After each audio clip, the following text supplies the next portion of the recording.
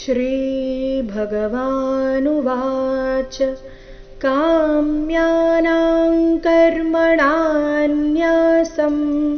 सन्न्यासं कवयो विदुः सर्वकर्मफलत्यागं प्राहुस्त्यागं विचक्षणाः.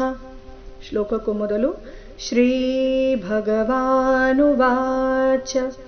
ಕಾಮ್ಯಾನಾಂ, ಈ ಶಬ್ದದಲ್ಲಿ 3 ಅಕ್ಷರಗಳು ದೀರ್ಘ.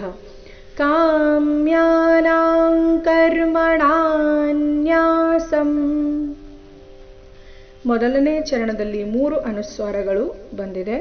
3 ಅನುಸ್ವಾರಗಳ ಉಚ್ಚಾರಣೆ ಬೇರೆ ಬೇರೆಯಾಗಿದೆ. ಅನುಸ್ವಾರದ ಉಚ್ಚಾರಣೆ ಕಡೆ ಗಮನ ಕೊಡಬೇಕು.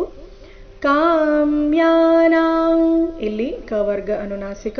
ಕರ್ಮಣಾನ್, ಇಲ್ಲಿ ಅನುಸ್ವಾರದ ಉಚ್ಚಾರಣೆ ನ, ಮುಂದೆ ನ್ಯಾಸಂ, ಇಲ್ಲಿ ಮ ರೀತಿ. ಕಾಮ್ಯಾನಾಂ ಕರ್ಮಣಾನ್ಯಾಸಂ ಸನ್ಯಾಸಂ ಕವಯೋ ವಿದುಃ. ಸನ್ಯಾಸಂ ಕವಯೋ ವಿದುಃ, ವಿಸರ್ಗದ ಉಚ್ಚಾರಣೆ ರಸ್ವ ಹು.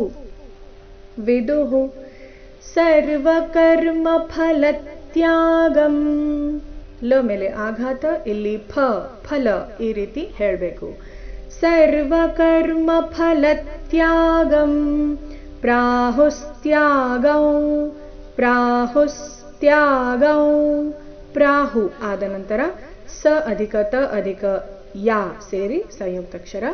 ಪ್ರಾಹುಸ್ತ್ಯಾಗಂ, ಅನುಸ್ವಾರದ ಉಚ್ಚಾರಣೆ ನಾಸಿಕಾವ, ಮುಂದೆ ವಿಚಕ್ಷಣಾಃ, ಇಲ್ಲಿ ವಿಚಕ್ಷಣಃ, ಈ ರೀತಿ ಇಲ್ಲ. ವಿಚಕ್ಷಣಾಃ ಅಣಾದೀರ್ಘ, ನಂತರ ವಿಸರ್ಗದ ಉಚ್ಚಾರಣೆಯನ್ನ ಹೇಳಬೇಕು. ನೋಡುವ ಪೂರ್ತಿ ಶ್ಲೋಕ ಮೂಲಗೀತೆಯ ಪ್ರಕಾರ. ಶ್ರೀ ಭಗವಾನುವಾಚ ಕಾಮ್ಯಾನಾಂ ಕರ್ಮಣಾನ್ಯಾಸಂ